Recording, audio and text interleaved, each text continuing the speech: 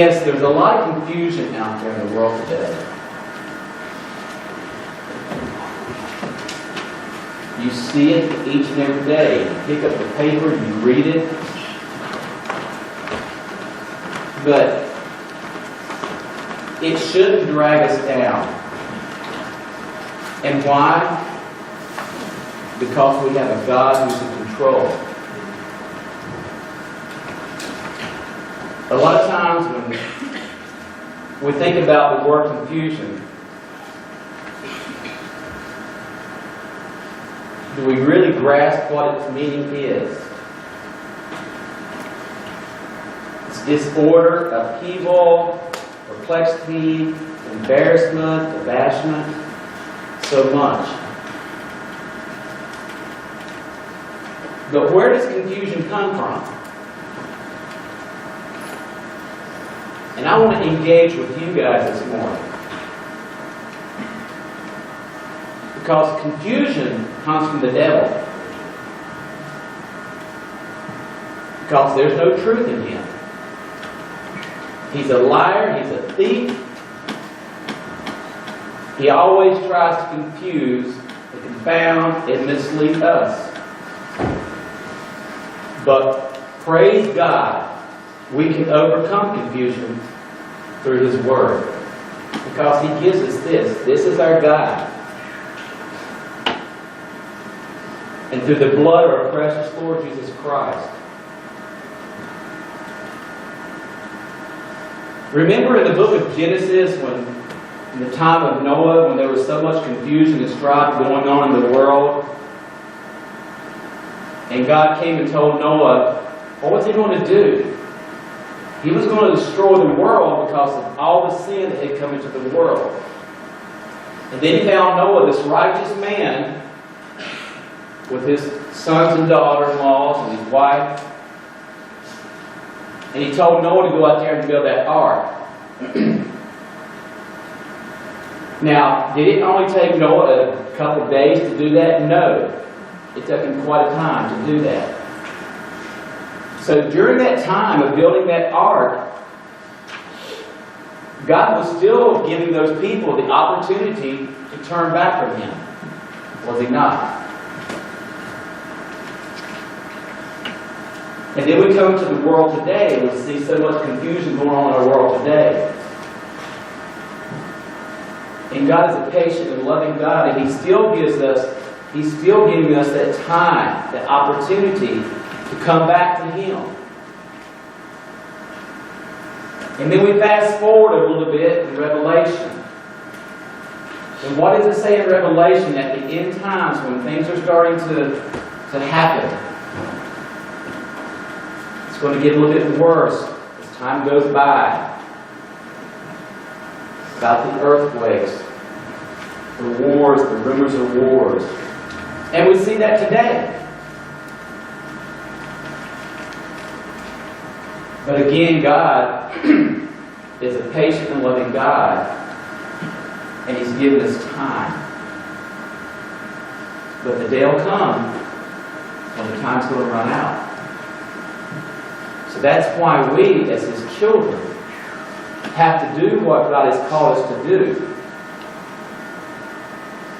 And I love so often how my wife explains it very, very straightforward.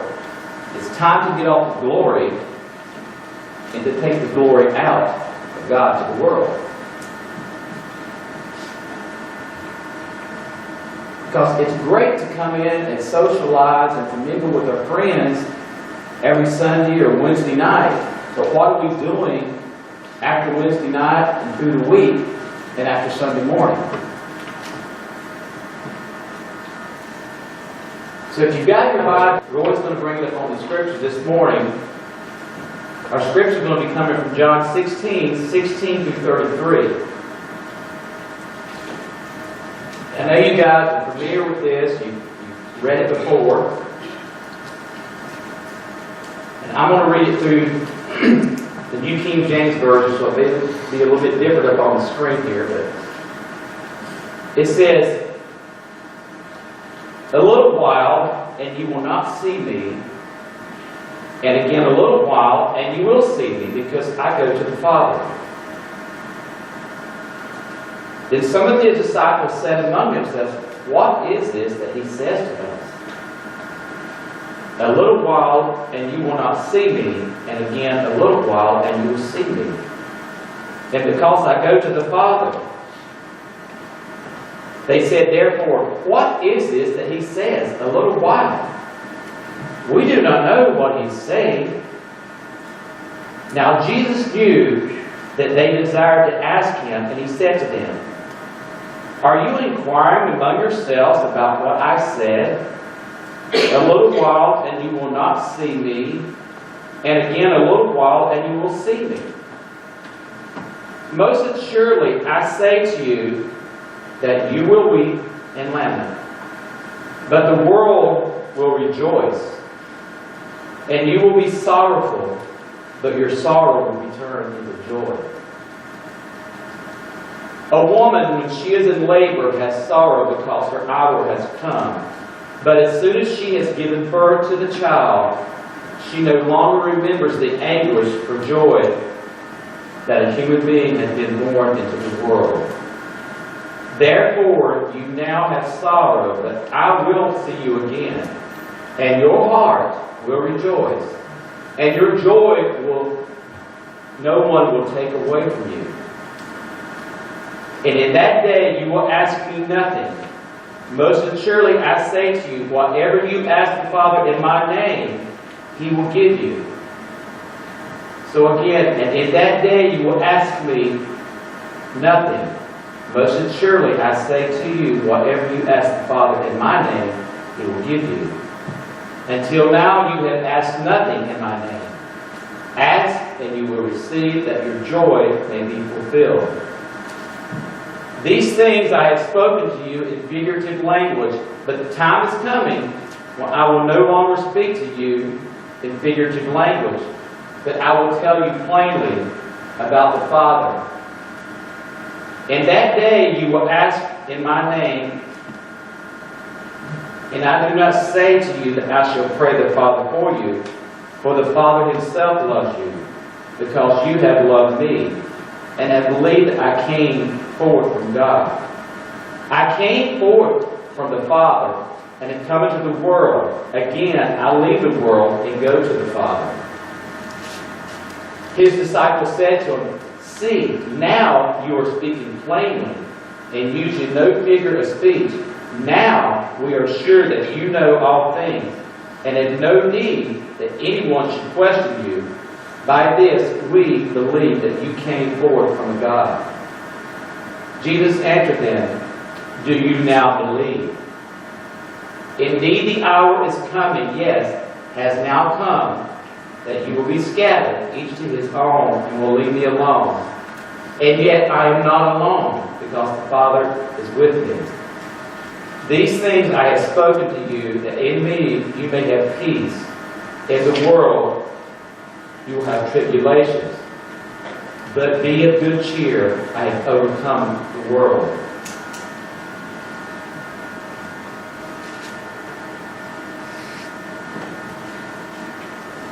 Question. In a little while. Jesus he's telling the disciples in this section right here, in a little while you'll see me no more.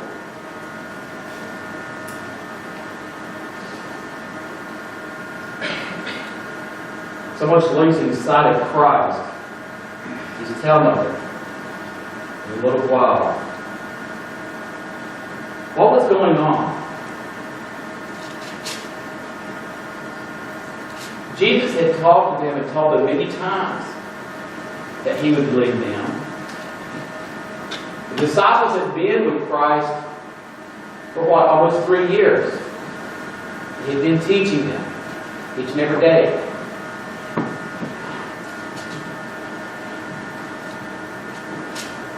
But what he's telling them, a little while. It's not saying you'll never see me again. He's saying in a little while. But why? It's not a farewell. It's not a going away.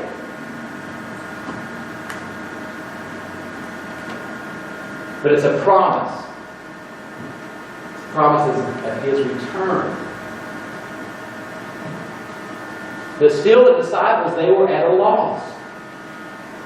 They were confused. They really couldn't grasp what was going on. They couldn't understand. Why couldn't they understand what was going on at this time?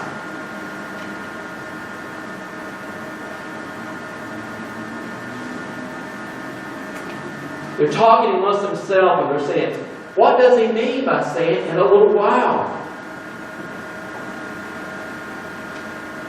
They kept asking among themselves, what does He mean a little while? We don't understand what He's saying. Do you ever find yourself asking? Do you ever find yourself not understanding? I do. Sometimes I lose sight. I think we all lose sight. Sometimes we cut Jesus aside because we tend to take and want to live in the world of pleasure.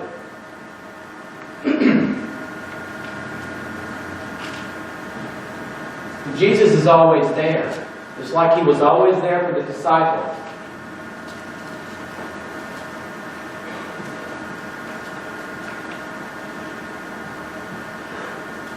So when Jesus saw them thinking and wondering and pondering in the mind of what He was saying, He says, are you asking one another, what do I mean? Very truly in verse 20 it says, I tell you, you will weep and mourn while the world rejoices. And then it says, you will grieve, but your grief will turn to joy. So right now, in this world, what's going on with the world that doesn't know Christ? We're living in a world where there's so much going on that the world is rejoicing in their current situation, current circumstances in this world. Because they're living in a world of confusion. Because right now, without Christ, who is leading their life? None other than the devil himself. So they think that they're having joy and pleasures right now, but they're blind. They've lost, they've never had the sight that Christ has given us.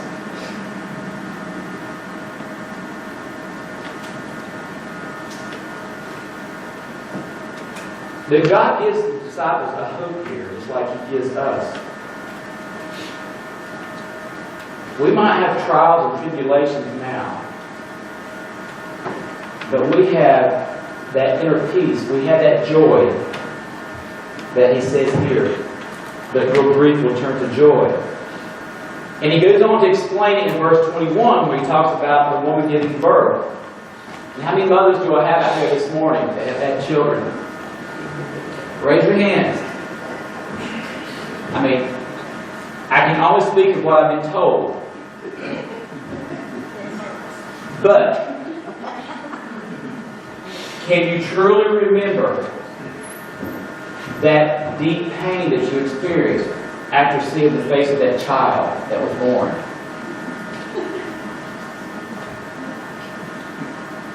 Can you remember that joy you experienced when that doctor or nurse handed that little one into your arms? That bundle of joy that you were given. The innocence of looking down to that little baby's face. So here Jesus is giving the disciples this description of a woman giving birth to a child. He says, has pain because her time has come. That when the baby's born, she forgets the anguish because of the joy the child is born into the world. So He's telling the disciples in verse 22, so with you, now is your time of grief. That I will see you again and will rejoice, and no one will take you away, take that joy away. That's a promise. Satan confuses us with lies. But the all-powerful God is a God of clarity. And what God says, we can rest assured that that promise is the promise we can hold on to. We have joy. That's why no matter what circumstances of life may bring to us, even to the brink of death, sickness or illness, or what we might be going through, we can still rest on the promise of God that there is joy because we have an eternal kingdom in heaven to look forward to. Our God, my God, is not a God of confusion.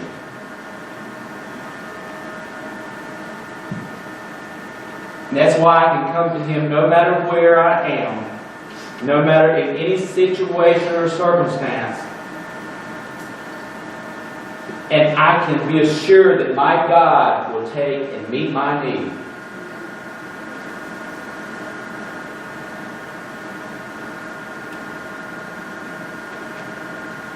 Remember, Christ had often spoken to them before, and again they were still in the dark. But remember, mistakes cause grief, and the grief confirm mistakes. Because at this point in Christ's time, where was the disciples' focus? They knew Jesus. They understood some things. They even said, yes, we believe you're the Son of God. But what were they looking for at this particular time? Just like the whole nation of Israel, at that time, what were they looking for? Were they looking for a heavenly kingdom? No. They were still confused because they were thinking Christ had come to take them out of slavery and bondage in a worldly sense. They hadn't quite grasped what His true meaning was, and that was to come to save the world, to the future kingdom.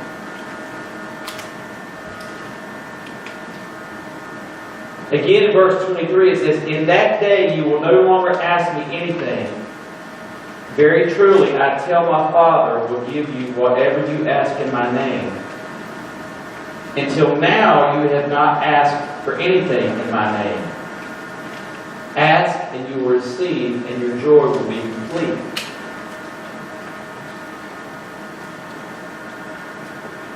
How often do we try as God's children to do it on our own? I'm guilty.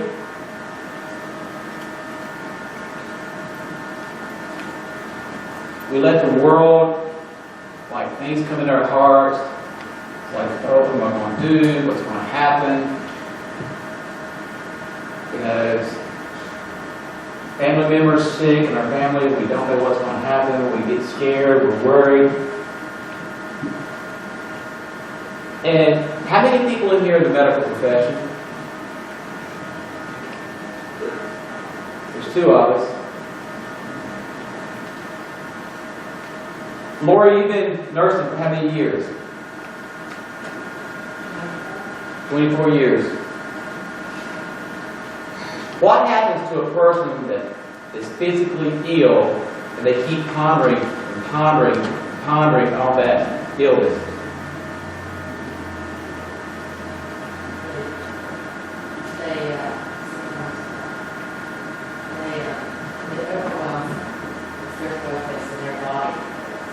And it seems to make them feel worse. I mean, we have the great healer, but a lot of times we tend to take and try to carry it all ourselves and ponder everything ourselves. We think we can handle the little things ourselves. Jesus told us, bring it all to the foot of the cross. No matter what you might be going through, He tells us to bring it at the foot of the cross. Because no problem is too difficult for the Father. As children, we don't want to see our children going through pain and sorrow and things like that. We want to reach out. We want to help. God our Father, He wants to help. But the only way that He's going to be able to help is if we come and ask Him. How many times have you, that are parents or anybody that's actually been wanting to help somebody, you're just waiting for them to come and say, "Can you help me?" Well, that's what Jesus wants to do. But we have to ask.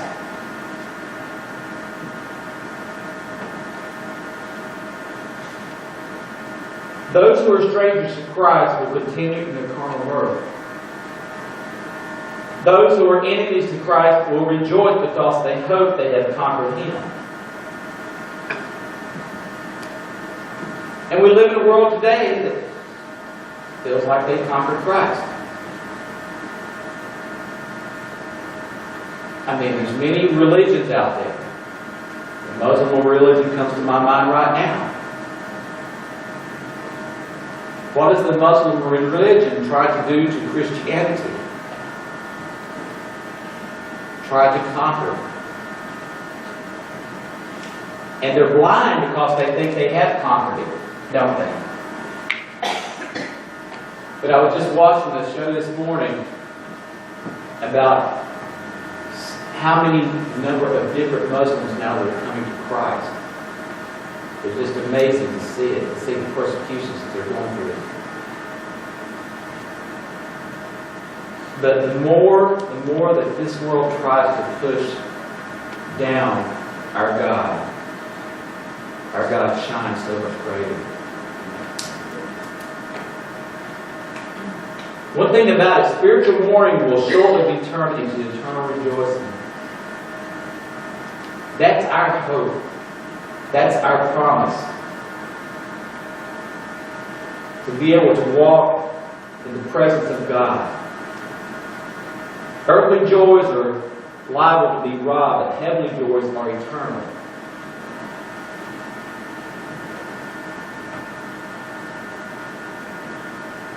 Going into verse 25, it says, "Though I have been speaking figuratively, a time is coming when I will no longer use this kind of language. But I'll tell you plainly about my Father. In that day you will ask in my name." I'm not saying that I will ask the Father on your behalf.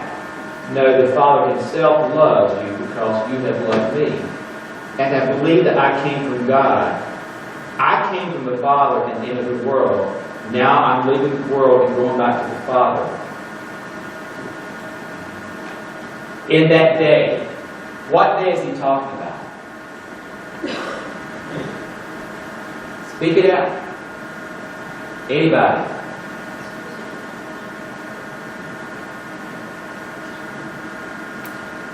My daughter called me this week.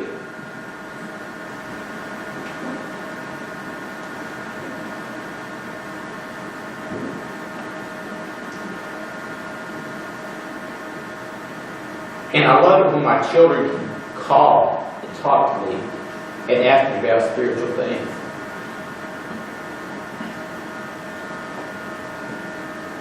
Little Caleb and Becca got on the phone and said, "Pop, I got a question for you." I said, "Yes." They said, "We know that Jesus is God's Son, but where does God come from?" It's a heavy question.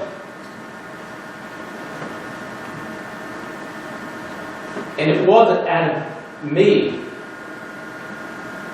but I know it's from God. And I told Becca first, I said, God has always been. He's always been. He's omnipotent. I said, and our minds cannot grasp right now of everything to understand about God. I said, but God's given us the Bible to guide us, to give us enough knowledge to understand what He needs us to understand at this present time. I said that when we get to be in heaven, I said, we'll be in the perfect unity and harmony with our Father, and God will open our eyes, and we'll be able to understand more at that time, because God will reveal it. And she said, okay, Papa, I understand. And of course, little Caleb comes on, and he asks the same question, and I kind of give him the same answer. But of course, sometimes little boys, they want to dig a little bit more. He goes, I still don't quite understand it, Papa. I said, okay, you're at school now. He goes, yes, Papa. I said, your teacher teaches you every day. And I said, you're learning every day from your teacher. He goes, yeah. I said, so you're growing in knowledge. I said, that's the way it is with God in the Bible. I said, God gives us the knowledge to grow with Him every day, but we've got to read the Bible to get that knowledge. I said, so our minds aren't big enough right now to grasp what He has to say. I said, but in the day that we get to live with Him in heaven, there'll be no sin. There'll be no confusion. I said, and God's going to reveal it all to us. And he goes, oh, okay, I get it now. And I was like, thank you, God, for giving me the opportunity to teach my grandchildren.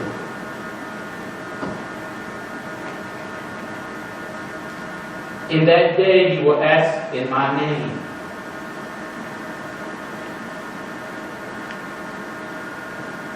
Just like the song, Your Name. How often do we ask in the name of Jesus? He tells us to ask for His children. But then we're going down to verse 29. It says, then Jesus' disciples said, now you're speaking clearly and without figure of speech. Now we can see that you know all things and that you do not even need to have anyone ask you questions. This makes us believe that you came from God. Christ here comforts His disciples with the assurance that though He was leaving this world, He was going to be returning to the Father. This is a plain declaration of Christ's mission from the Father and His return to Him. Christ has commended His disciples for believing that He came from God's and then entered the necessities of return to God again. But then it infers the necessity of His returning to God again. He tells them, I've got to go back to my Father. He came, he did the mission He was come to earth to do. But now He's got to go back to the Father. And then on in verse 31 it says, do you now believe? Because He says the time is coming, in fact has come, when you will be scattered each to your own home. You will leave me alone, yet I am not alone, for my Father is with me. And you remember how the disciples did scatter. But it wasn't the end. A lot of times we do get afraid. And we let fear come into our lives.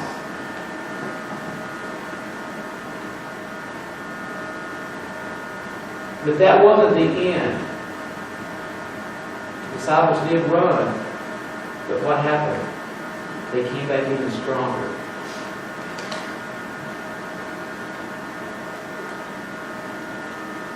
Verse 33, I have told you these things so that in me you may have peace.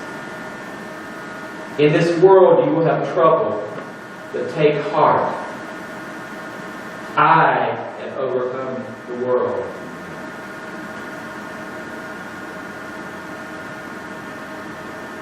Christ's departure from them was really for the best. Because through Christ we have peace with God. And peace in Christ is the only true peace that there is. Christ having overcoming the world, believers, we have nothing to do but to pursue the victory. Because Jesus rose from the grave, He conquered death. Because we have no need to fear death. Because Christ is not on that cross. Christ is risen. He is alive today. He is here for those who don't know Him. Christ is here for those who are having troubles and tribulation and trials in their lives. You may feel like you're burdened down without hope. But my God is a hope of clarity, of peace, of promise, and assurance that no matter what we might be facing, He can handle it all. Because God is not a God of disorder. He is a God of peace. God loved us so much that He gave His one and only Son that we would become children of God. He's the same yesterday, He's the same today, and He'll be the same tomorrow. He is the potter, and we are the clay. And we are here as He continues to mold us each and every day.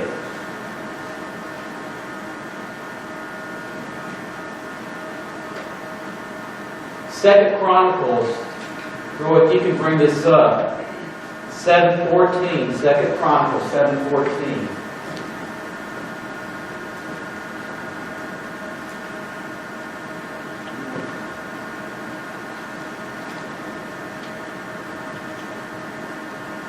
If my people, which are called by my name.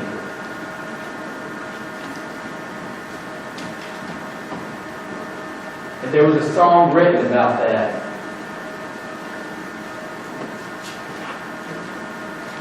And I want to read these words as I ask Brother Steve to come forward this morning before we have the invitation. And I want you to listen to these words. 2 Chronicles 7:14. If my people which are called by my name, the song goes on. If my people who are called by my name would humble themselves and pray, and seek my face, turn from their wicked ways, then will I hear from heaven. I hear from heaven. I will forgive their sins, and I will heal their land. If my people who are called by my name, if they would humble themselves and pray, oh, and seek my face, turn from their wicked ways, then will I hear from heaven. I will hear from heaven. I will forgive their sins. I'll heal their land. This is the answer. This is the answer. This is the answer. Jesus said, humble yourself and pray. This is the answer. I will forgive their sins and heal their land.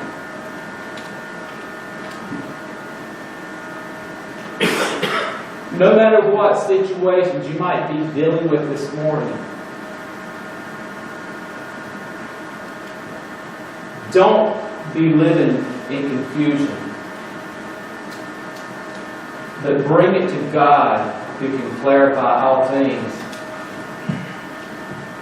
Because we know that we have the promise, God is a God who will never confuse, who has that promise of assurance for us.